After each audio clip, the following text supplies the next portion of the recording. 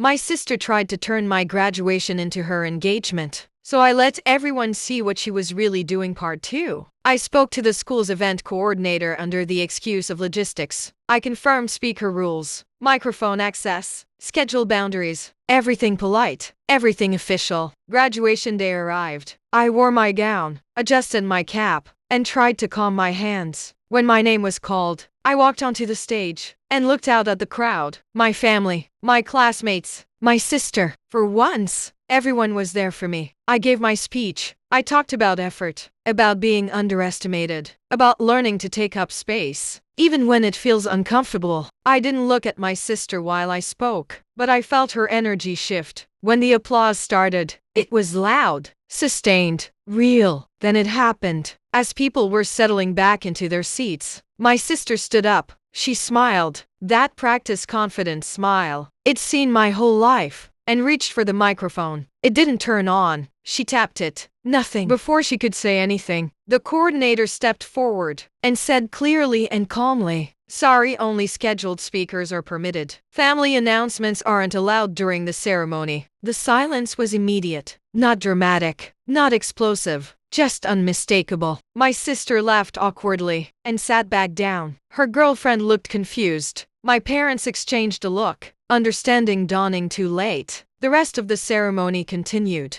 but the energy had changed. The moment she'd planned had evaporated, and there was no way to get it back. At dinner that night, my sister barely spoke. Eventually she pulled me aside and accused me of embarrassing her. She said I sabotaged something important, that I should just let her have it. I told her the truth. I didn't stop you from proposing. I stopped you from doing it at my graduation. She didn't have an answer for that. A week later, she proposed to her girlfriend in a park, surrounded by close friends. It was sweet. People cried. Photos were posted. Everyone was happy for her. And I was too. But my graduation, the speech, the applause, the moment where I finally stood at the center, without shrinking, that stayed untouched. For the first time in my life, I didn't step aside, and the spotlight didn't move.